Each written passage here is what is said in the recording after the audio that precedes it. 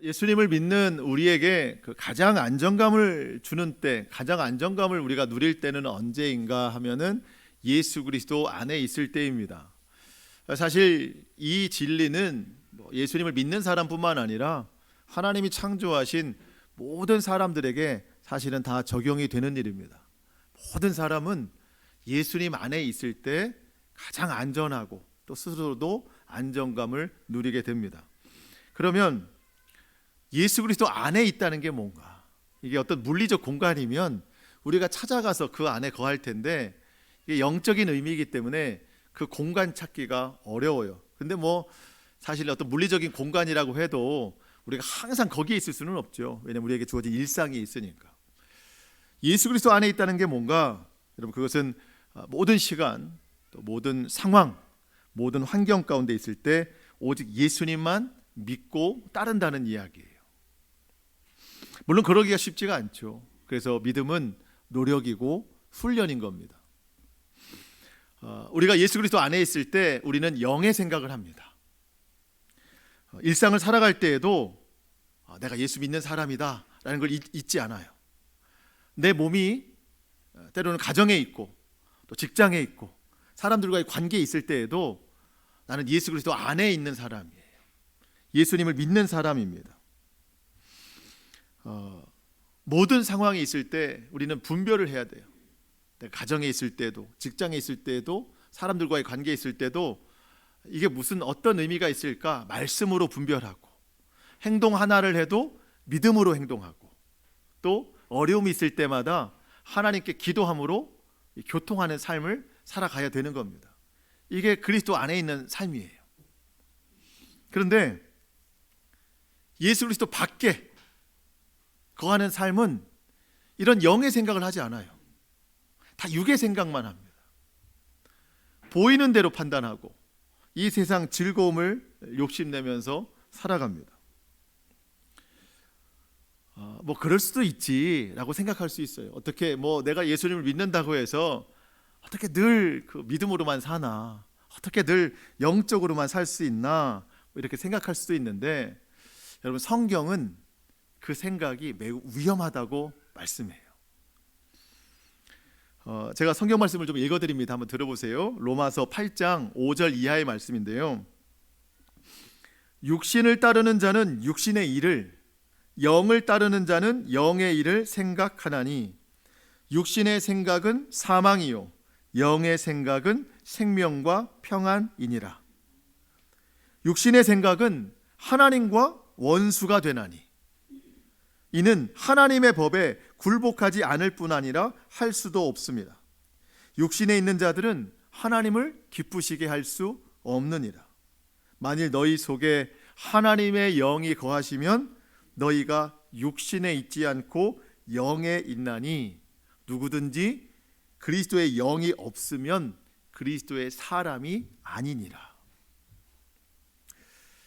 여러분, 들어보시면서 좀 어때요? 너무 좀 과한 말씀 아닌가 이런 생각이 들 수도 있어요. 아니, 내가 믿음 생활 좀 하다가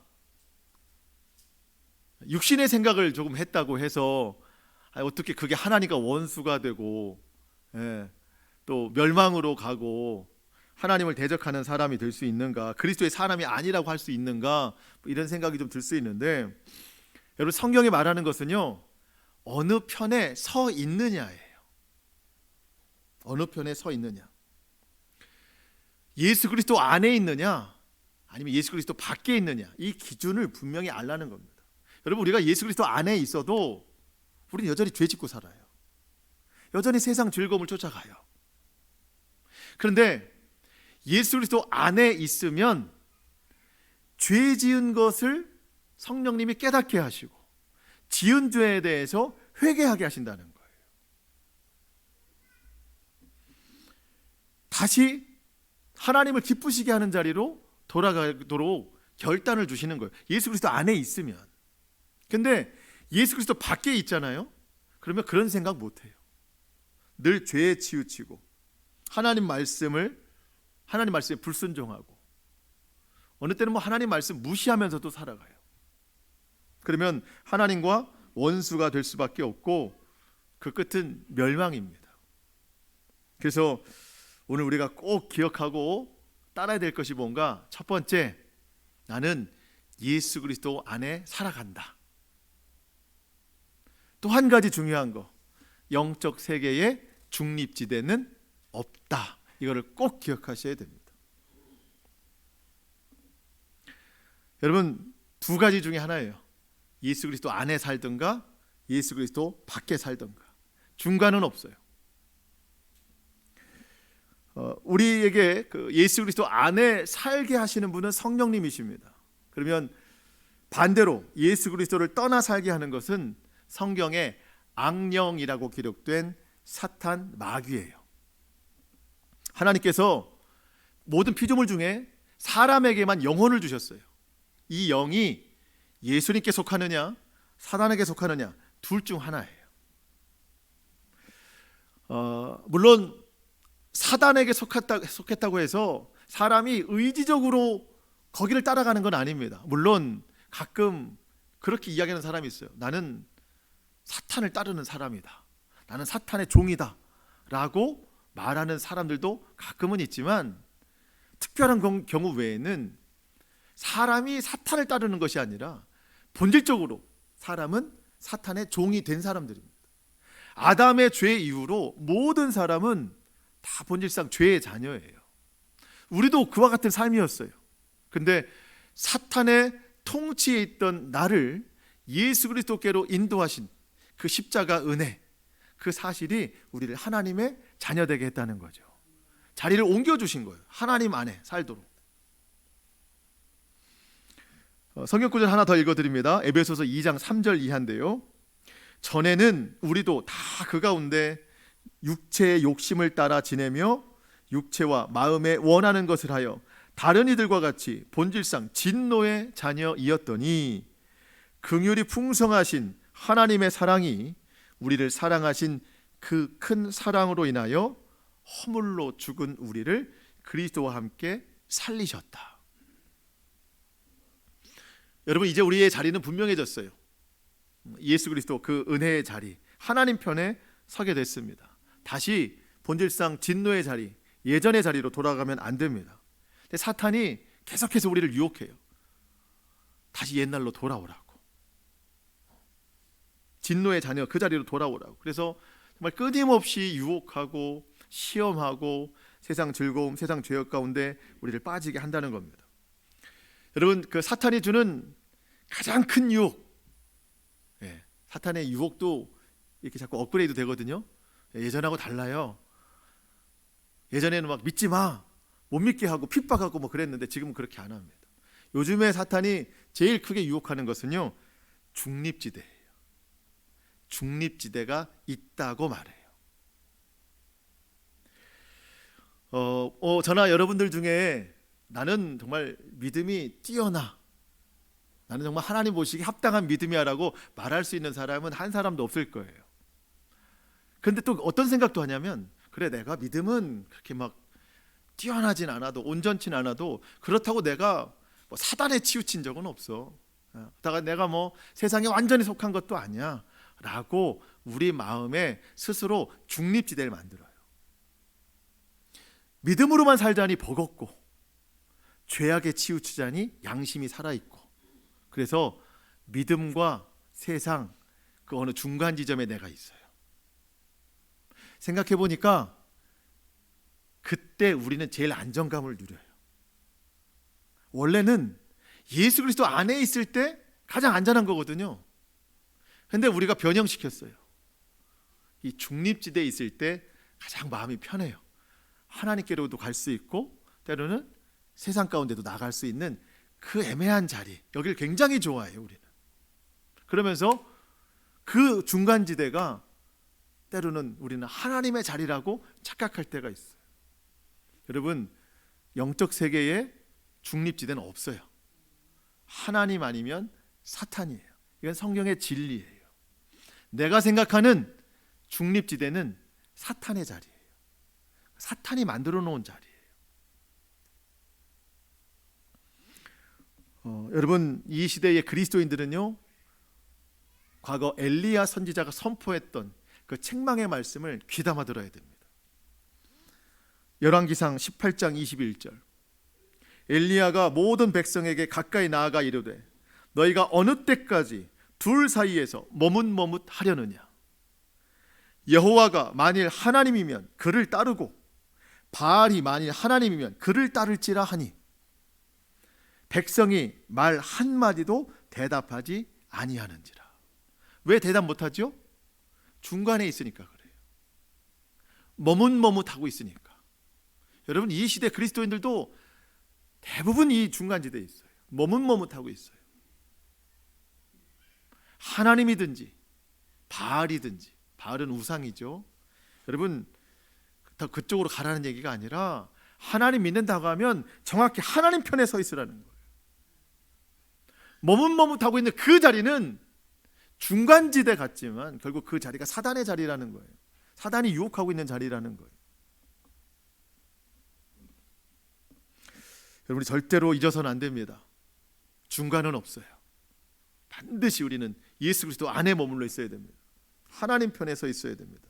오늘 이러한 중심으로 오늘 본문의 말씀을 좀 나눌 거예요. 전체적인 내용은 이렇습니다. 사람들이 예수님 앞에 한 사람을 데리고 와요. 어떤 사람인가 봤더니 앞을 보지 못하고 말을 하지 못하는 사람이에요. 왜 그런가 했더니 성경에 보니까 귀신 들려서 그렇대요. 귀신 들려서. 여러분, 성경에 나온 이 사람이 그렇다는 것이지 이걸 너무 확대 해석하면 안 됩니다. 뭐 안 못 보는 사람, 말을 못하는 사람이 다 귀신 들렸다는 게 아니라 이 사람만 그렇다는 것을 우리가 알아야 됩니다. 귀신 들려라는 말의 원어의 뜻은 귀신의 세력 아래에 있다, 귀신의 통치를 받고 있다라는 뜻입니다. 예수님이 이 사람을 고쳐주셨어요. 오늘 본문 22절 하반절에 보니까 예수께서 고쳐주심에 그 말 못하는 사람이 말하며 보게 된지라. 여러분, 귀신에게 붙들려 있던 인생이 얼마나 고통스러워요. 예수님께서 그를 치료하셨어요. 보게 하셨습니다. 예수님은 이 땅에 빛으로 오셨어요. 그 빛을 선물로 하셨습니다. 눈을 뜨게 하셨어요. 말 못하는 사람에게 예수님이 말을 주셨어요. 왜냐하면 예수님은 말씀으로 오셨거든요. 그의 입술과 눈을 뜨게 하셨습니다. 몸만 고치신 것이 아니라 영혼을 고치신 거예요. 이 사람이 병 나은 것을 보고 사람들의 반응이 놀랍습니다. 23절에 보니까 무리가 다 놀라 이르되 이 다윗의 자손 아니냐. 마치 확신 있는 대답 같지만 이거는 반신반의하는 질문이에요. 이 사람이 정말 메시아가 맞나? 아직 예수를 믿지 않아요. 더 악한 반응을 보이는 사람들이 있습니다. 종교적 형식주의에 빠져 있는 바리새인들입니다. 24절에 그 반응이에요. 바리새인들은 듣고 이르되 이가 귀신의 왕 바알세보를 힘입지 않고는 귀신을 쫓아내지 못하느니라 하거늘. 예수님을 귀신 들린 자로 몰아세우고 있어요. 그것도 귀신의 왕 바알세불이라고 하는 귀신의 왕을 의지했기 때문에 이 귀신 들린 자의 귀신을 쫓아냈다, 이렇게 지금 이야기를 하고 있는 겁니다. 고의적으로 예수님을 모함하는 거예요. 여러분, 이 바리새인들은요 예수님의 기적을 처음 본 게 아닙니다. 지금까지 많은 기적을 봐왔고 들어왔어요. 그리고 오늘 본문 바로 앞에 우리가 지난주에도 나눴지만 여러분, 예수님께서 안식일에 그 회당에 들어가셨는데 바리새인들이 지켜보는 거죠. 왜냐하면 그 회당에 손 마른 자, 오른손이 마비돼서 아예 못 쓰는 사람이 있었는데 과연 저 사랑의 예수가 저 사람을 고치는가? 안식일에 고치면 율법에 위배되는 것이니까 그걸 지켜보고 있었죠. 예수님은 그를 고쳐주셨어요. 근데 이 바리새인들의 반응이 어떻습니까? 여러분 한번 보실까요? 13절, 14절. 오늘 본문 좀 위에 13절, 14절.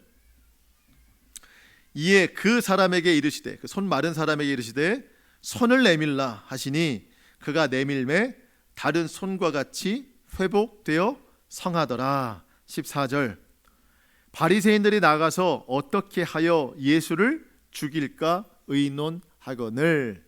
이 의논의 결과가 오늘 본문인 거예요. 어떻게 하면 예수를 죽일까?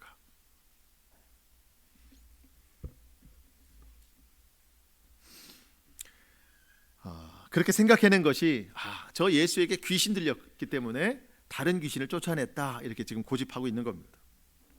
여러분, 이게 얼마나 악한 것인가가 오늘 예수님의 결론으로 나와요.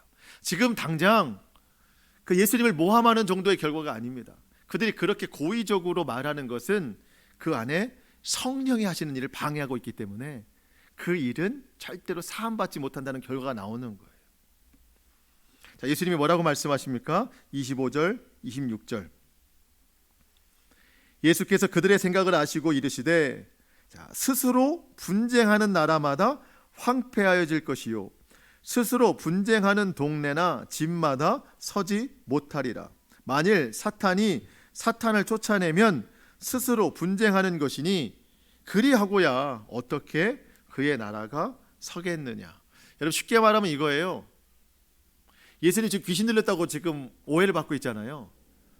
근데 예수님이 더 큰 귀신이 작은 귀신을 쫓아냈다고 지금 주장하는 건데, 예수님 말씀은 귀신은 귀신을 쫓아내지 않는다는 거예요. 귀신은 서로 분쟁하지 않는다는 거예요. 여러분, 귀신이 얼마나 단합이 잘 되는지 몰라요. 귀신이 단합해 사는 일이 뭐죠? 하나님 나라를 막는 거예요. 반대로 그의 나라가 어떻게 서겠느냐. 사탄은 사탄의 나라를, 사탄이 휘어잡는 나라가 되려고 사탄이 영적으로 얼마나 노력하는데 왜 서로 분쟁하겠느냐. 여러분, 마치 교회가 선교사들을 파송하듯이 해외로, 사탄도 자기 졸개인 귀신을 온 세상에 다 파송했어요.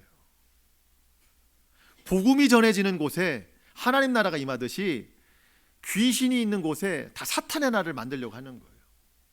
여러분, 귀신의 그 사탄의 가장 큰 목적은 아무도 구원받지 못하게 하는 거예요. 천국을 비우게 하는 게 사탄의 목적이에요. 그런데 어떻게 성경으로 보자면 한 사람 안에 들어가서 열심히 일하고 있는 그 귀신을 사탄의 왕이 왜 내쫓겠느냐. 예수님 하시는 말씀이 이거예요. 근데 우리가 여기서 예외적인 생각을 한번 떠올려 볼 수 있는데요. 무당이 귀신을 내쫓는 경우, 이거는 그러면 사탄이 사탄을 내쫓는 거 아닌가?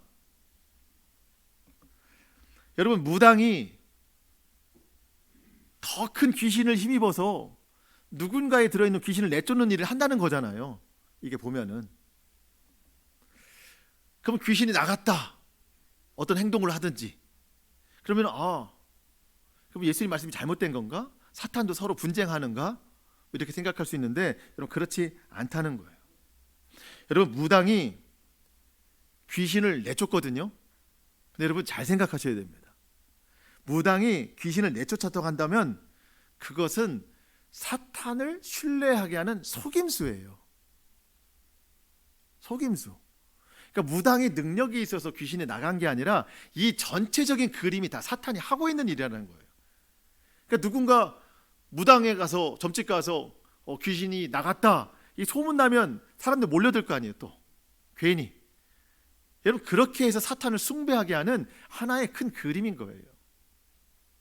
그러니까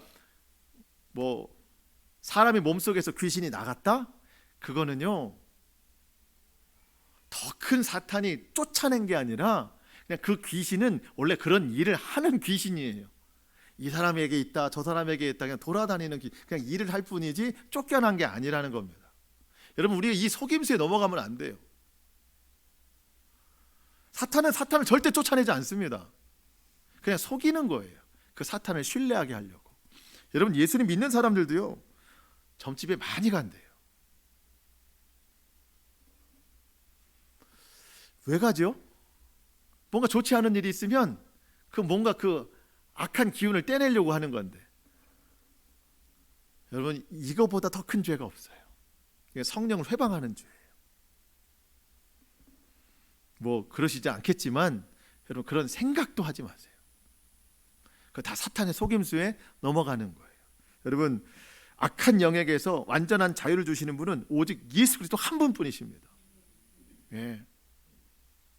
절대 다른 생각하지 마시고 교회에 와서 기도하세요. 그러면 악한 영은 다 떠나갑니다. 사탄은 절대로 분쟁하지 않아요. 오히려 분쟁시키는 일을 합니다. 귀신이 각 곳에 들어가서 그 가정, 그 교회, 그 사람에게 분열시키는 일들을 막 던져요. 귀신이 분열시키는 가장 첫 번째 타겟이 되는 게 내 마음이에요. 귀신이 내 마음에 얼마나 분열을 던져놓는지 몰라요. 그래서 어느 때는 하나님 편에 섰다가, 어느 때는 세상 편에 섰다가, 어느 때는 사랑하다가, 어느 때는 미워하다가, 이 마음에 분쟁을 많이 일으킨다는 거죠. 영의 생각을 할 때도 있는데 자꾸 육신의 생각을 할 때도 있어요. 사탄의 목적은 하나예요. 내가 믿음에서 멀어지게 하는 거, 말씀과 기도에서 손을 놓게 하는 거, 예수님 밖에 거하게 하는 거. 이래서 자꾸 내 마음에 분쟁을 일으켜서 자꾸 사단 쪽으로 데리고 가는 거죠. 가장 큰 유혹 뭐라고요? 내 마음에 중립지대를 만드는 거예요. 여러분, 사탄의 그 어떤 이 목적에 절대 넘어가서는 안 됩니다. 사탄이 분쟁하게 하는 두 번째 목표는 가정과 교회입니다. 가정과 교회가 하나 되지 못할 때 우리는 성경 말씀을 꼭 기억해야 되는데, 에베소서 6장 12절 말씀입니다. 우리의 씨름은 혈과 육을 상대하는 것이 아니요 통치자들과 권세들과 이 어두움의 세상 주관자들과 하늘에 있는 악한 영들을 상대함이라. 그럼 제가 쉬운 성경으로 좀 읽어드릴게요. 우리의 싸움은 이 땅의 사람들에 대항하여 싸우는 것이 아니다. 이 어두움의 세상 세력과 공중권세 잡은 악한 영들에 대하여 싸우는 것이다. 여러분, 가정에 왜 분쟁이 일어나죠? 사실 미워서 그런 게 아닙니다. 우리가 싸울 게 아니에요. 악한 영이 분쟁의 영을 거기다 집어넣었는데, 예수 믿는 가정이라고 하면서 그 분쟁의 영을 집어삼키니까 싸움이 일어나는 거예요. 여러분, 사탄이 제일 심하게 공격하는 것이 가정이에요. 교회예요. 그래서 여러분 꼭 기억해야 됩니다. 교회라고 해서 그냥 천국이 아니에요. 여러분, 교회는 죄인들이 모이는 곳이에요. 서로가 내가 머리가 된다. 여러분, 교회의 머리는 예수님이신데 각자가 내가 머리다, 예수님 안에 속해 있지 않고 그냥 중립지대에 있는 사람들만 다 모여 있으면은요, 교회는 천국이 아니라 지옥이 됩니다. 교회만큼 고통스러운 곳이 없어요. 교회가 천국 되려면 예수 그리스도 안에 모여야 됩니다. 예수님이 머리가 되셔야 됩니다. 그 안에서 우리가 겸손하게 순종해야 돼. 그래야 교회가 천국 되는 거지, 그냥 교회 자체라고 천국이 될 수 없어요. 여러분, 우리는 인식할 수 있어요. 왜냐하면 성령님이 내 안에 계시기 때문에. 그래서 사탄이 내 마음에, 가정에, 교회에, 관계에 있어서 분쟁의 먹이사슬을 딱 던져놨다. 그럼 우리는 반드시 기억해야 됩니다. 나는 예수님의 사람이다. 나는 예수 그리스도 안에 거하는 사람이다. 나는 영의 사람이다. 예수님 밖은 위험하다. 여러분, 집단하면 고생이죠. 또 심한 고생도 있어요. 앞에 한 글자가 더 붙으면. 집단하면 고생, 예수님 떠나면 고통. 그걸 꼭 기억하셔야 됩니다. 여러분, 우리 가정이 예수님을 떠나면 그때부터 고통만 와요. 교회도 마찬가지. 여러분이 꼭 기억하시길 바랍니다. 우리 모두 영의 사람입니다. 사단의 먹이를 먹지 않고 말씀을 먹는 사람들이에요. 그래서 화평을 이루고 주의 나라, 하나님 나라를 우리를 통해 이루어 가야 되겠습니다. 예수님께서 오늘 본문에 나라라는 단어를 많이 쓰시거든요. 오늘 이거를 보고 좀 마치려고 하는데, 나라. 26절 보시면은요, 만일 사탄이 사탄을 쫓아내면 스스로 분쟁하는 것이니 그리하고야 어떻게 그의 나라가 서겠느냐. 사탄은 사탄의 나라를 만들고 싶어 하는데, 서로 분쟁하면 어떻게 사탄의 나라, 이 모든 온 세계 열방 영적 공간을 사탄의 나라로 만들겠느냐라는 할 때 나라라는 단어를 썼어요. 또 한 가지 반대적인 측면에서 28절, 그러나 내가 하나님의 성령을 힘입어 귀신을 쫓아내는 것이면 하나님의 나라가 이미 너희 안에 임하였느니라. 여기서 말하는 나라는 영적인 개념이에요. 통치. 어떤 지리적인 물리적인 공간이 아닙니다. 지금 말하는 이런 나라가 아니고 영적인 통치, 하나님의 나라. 여러분, 하나님이 통치하는 나라가 하나님의 나라. 사단의 통치를 받고 있으면 사단의 나라가 되는 겁니다. 지금 바리새인들, 예수님이 귀신을 내쫓았는데 성령이 아니고 귀신을 힘입어 내쫓았다. 그러니까 이 바리새인들은 겉으로는 하나님을 믿고 있다고 하지만 그들 마음속에 뭐가 임한 나라예요? 사탄이 임한 나라가 되는 거예요. 사탄이 임한 나라.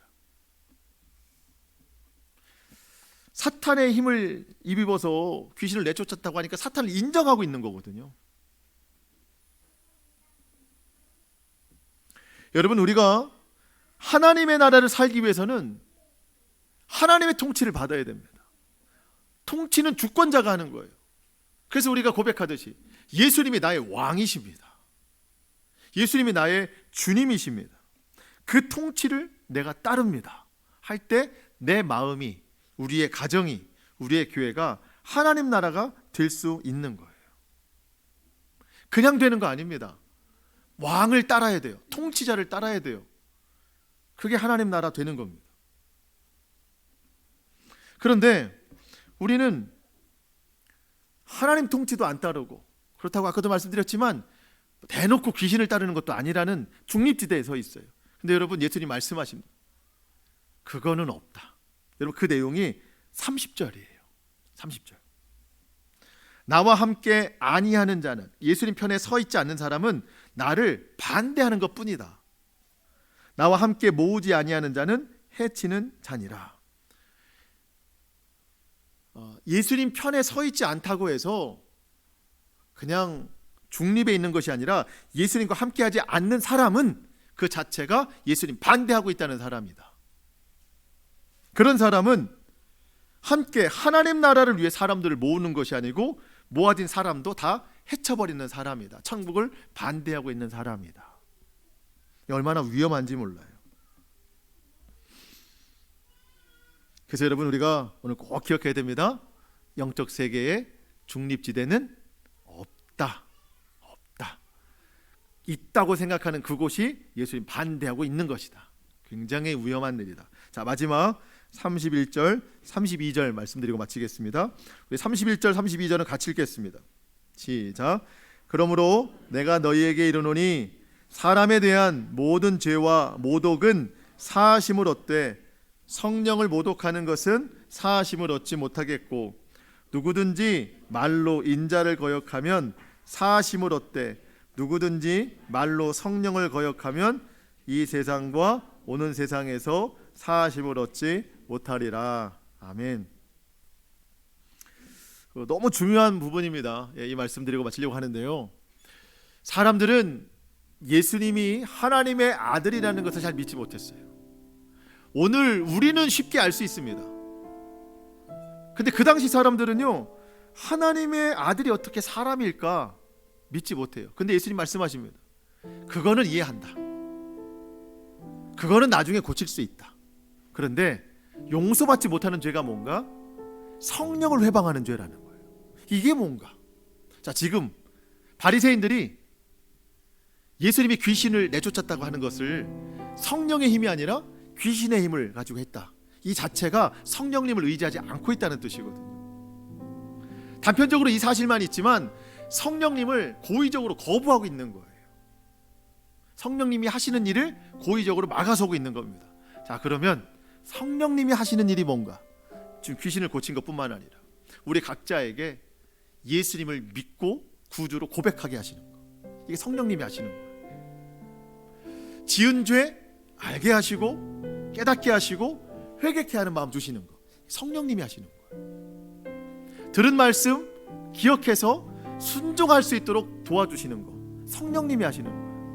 근데 성령님을 거부하고 있다? 이 모든 구원의 과정을 다 버려버린다는 거예요. 그러니까 구원이 없는 거예요. 죄에 대해서 회개가 없고 예수님을 구주로 고백하지 않고 말씀대로 살지 않고 이 성령을 회방하는 자, 모독하는 자는 구원을 얻을 수 없다. 자, 여러분, 요즘에 성령님께서 나에게 말씀하시는 게 뭘까요? 성령님이 나에게 원하시는 게 뭐가 있을 것 같아요?